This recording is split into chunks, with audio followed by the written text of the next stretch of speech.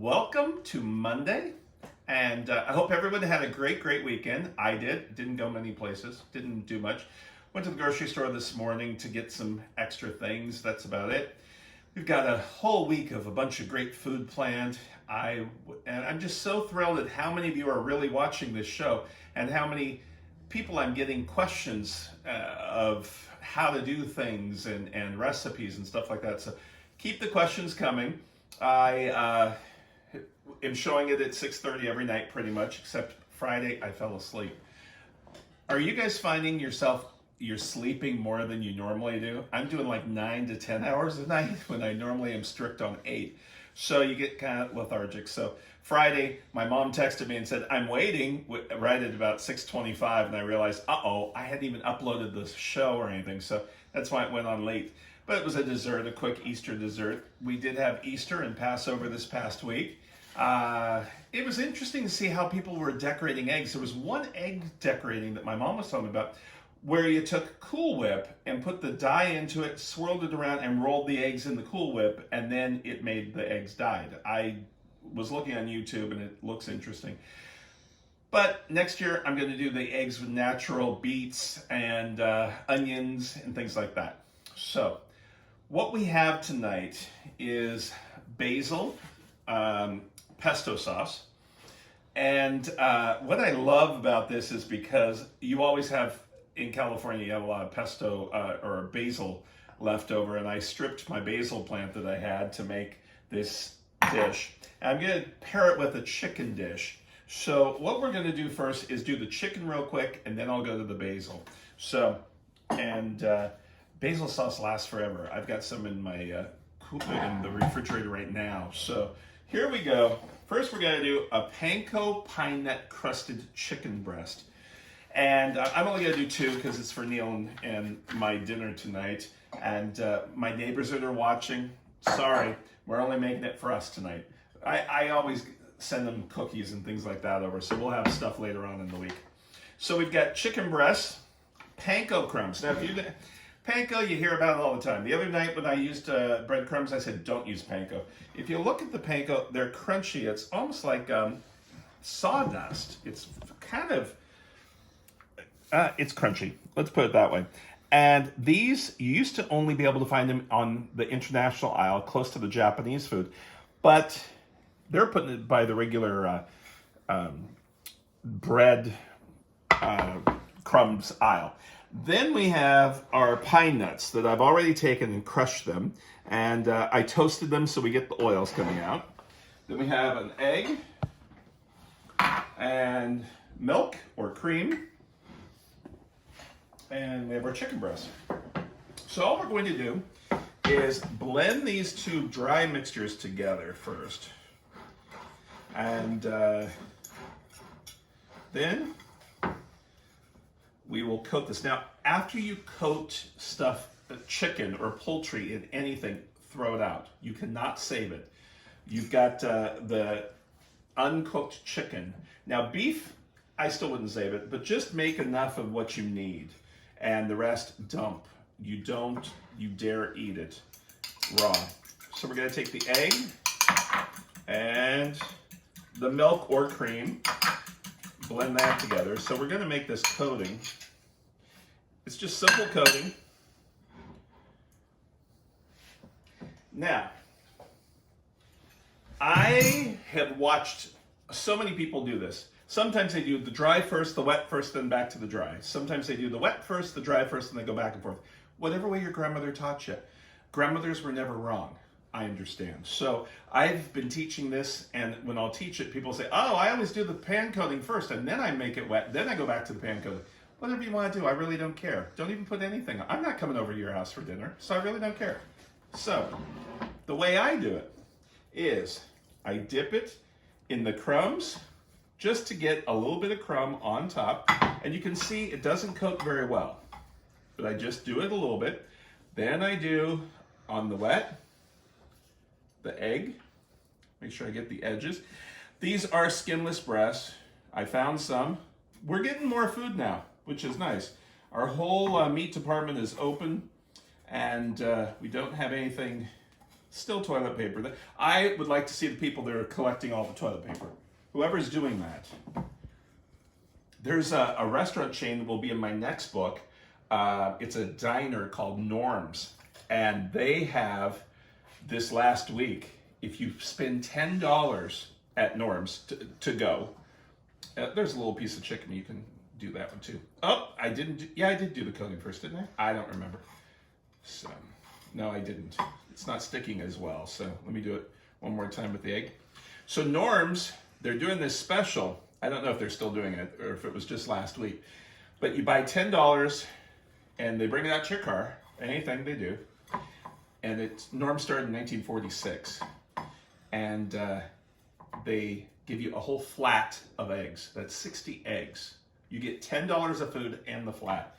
And if any of you read the LA magazine, Chris Nichols, one of the editors of the magazine, he emailed and said, I have 300 eggs. If anybody, because every $10 they give you another flat. He had 4 flats, so he didn't know what to do with them.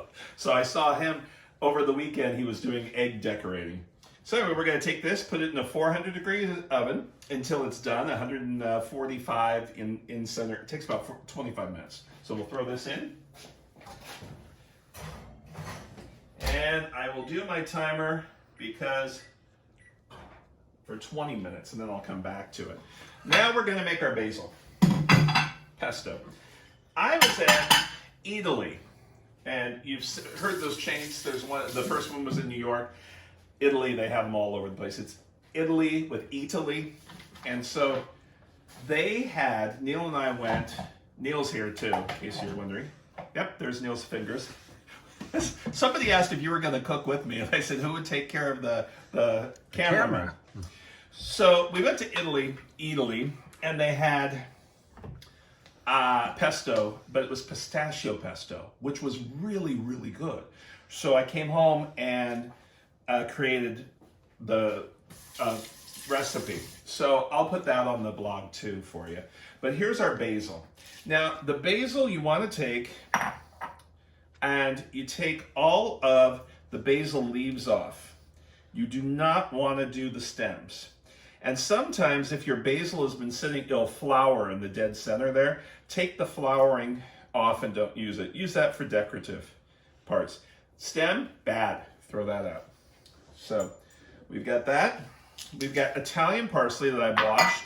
And again, don't use the stems ever. Take the stems, roll it up, and you can use that for stock when you're doing a soup stock. Then we've got garlic, olive oil, extra virgin olive oil, any kind you want. And then I also have a little bit of this special roasted garlic late harvest from Temecula olive oil company. It's not far from here at the house, and I buy a lot of their stuff, and it's really flavorful. This is just going to give me a little bit more garlic into it. Then we have some salt and pepper, and we have toasted pine nuts, and here they are without them ground down, and Parmesan cheese. Now the cheese we put in when we're going to serve it, but I'm going to put it all together and do it anyway. The other thing is garlic. When you go on my French tour, there's a place that does pickled garlic, and it is so good. And I was Gilroy, California has all the garlic in the world. They have garlic festivals, and they had this one place a big barn that says garlic sold here. So I walked in, and it was after I was teaching in Sonoma, and I was driving south. And I walk in, the guy says, can I help you? And I said, do you have any garlic? And he looked at me like I was crazy. And I thought, I love doing that. You go to an ice cream store and you say, do you have any ice cream? And they kind of look at you like you're crazy. So I go in and I said, do you have any garlic? He goes, yeah, why? And he was playing a game. I said, well, I'm going to do pickled garlic. And he says, have you ever done that before? And I said, well, of course. I always say I've done it before, even though I haven't. Well, my pickled garlic came out really good. So if you have a lot of garlic, and I bought a bunch of bulk, pickle it. And here's my little jar that I'm going to put my pesto in. So in a workable food processor, you need that. We're going to take the basil. Like Neil asked last time when I did it in the mixer, we're going to go around the whole work bowl with this stuff. And we want the leaves to be dry, so I dry them in a salad spinner. You don't want them wet, because you're doing oil. You're gonna get a separation if you do that. You don't want that. Then we're gonna take our parsley, go around the edge. This doesn't take very long. I have one of the little food processors, the little one, when I'm only doing a small batch of this. You can do that too. Garlic, put that all the way around the bowl. And we have our oils. I'm gonna blend those together and show you something. Only a Cuisinart has this. And I don't sponsor Cuisinart, they never sponsored me. But when I was working on food processor cookbooks, this is the only one that has a dribble hole in the dead center. And what happens, you wanna do a close-up of this, Neil? No, yeah, go ahead. You can see, I'm gonna hold it up here, you can see it dribbles through, see it? I'm just gonna do a little bit so you can see that. So what happens is, when you make mayonnaises, this is about the only food processor company that does that. They have a patent, I understand. You can't do it on the other ones. So we're gonna blend that up. And as soon as it's all chopped up, we're going to go ahead and take our oil, and I can just dump it in there, and it's gonna dribble it slow for me. Just like if I was doing it for any of the other stuff. And you'll be able to see when it's finished. See? This is how you have to do mayonnaise. You have to go so slow. This, I could dump it all in, but I want to show you that. And it's making the pesto. And then what I'll do is I'll salt and pepper it, add pine nuts and chop it only for about 10 pulses. At that point, bottle it and put it in your fridge for up to a month, or you can add your cheese into it and use it right then, or use it within a week. Once you put the cheese in, you only have about a week. So, there we go. Let me see if that's all gone. Nope. See, you think it's gone, and the total amount was only less than a cup of oil that I'm putting in there. Some recipes and formulas will tell you to put a layer of oil on top when you put it in and keep the cheese in. I like to wait until I'm going to use it to put the cheese. And all we're doing is a Parmesan cheese. As soon as that's completely dribbled out, we'll be ready to go. I'm going to turn that off. Look at it. It is a beautiful green. Neil, you want to get in there and you can see how beautiful that green is, like a Kelly green. Then we're going to take our pine nuts, and again, like I said, we'll put the cheese in now, but if you aren't using it right away, wait for the cheese and then add it later. It'll just last longer. Then we're going to pulse this only 10 times and then it's done. So pulse.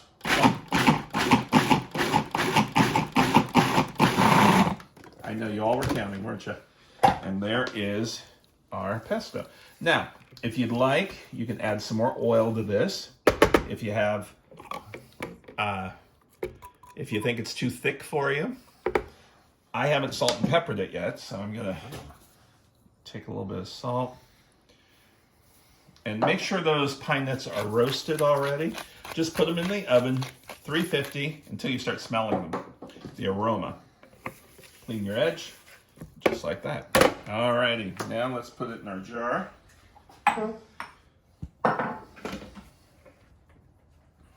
And, you know, we didn't, for the longest time, have fresh herbs at the grocery store. You had to go to a specialty grocer to get fresh herbs.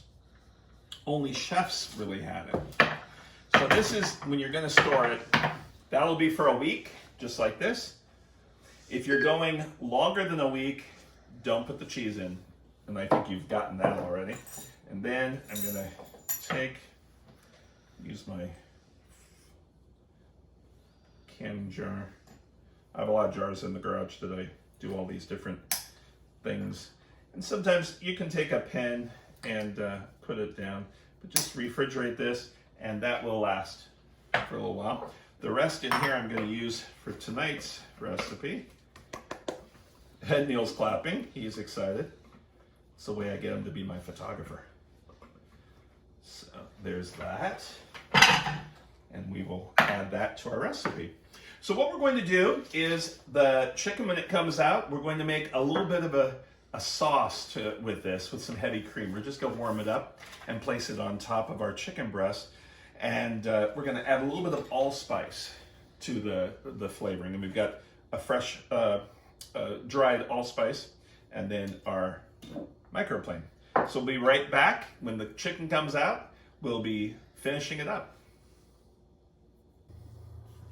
All right, here's our chicken, already done. I did the internal temperature on that. Let me get the, whoop. So I used my thermometer and checked the inside a couple times.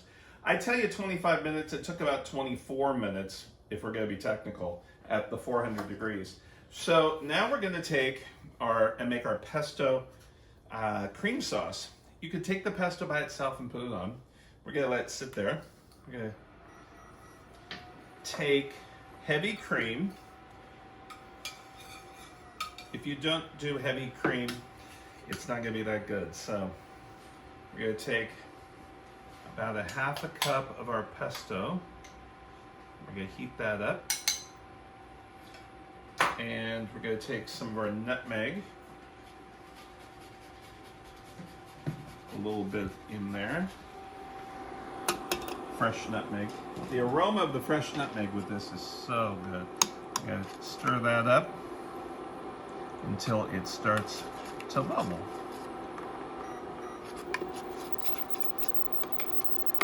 It'll start bubbling pretty quick. Stay. Meanwhile, I'm gonna take one of the chicken breasts, place it on the plate.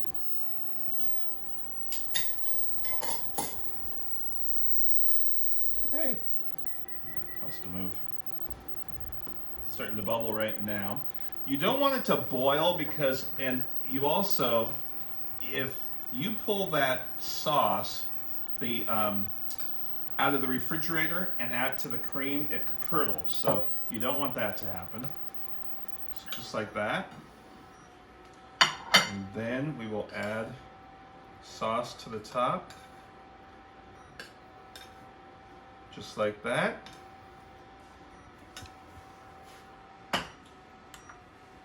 And I think I got a little green there to go. There we go. So there is our chicken panko crusted with the basil cream sauce. You learned how to make the basil pesto tonight and our chicken dish.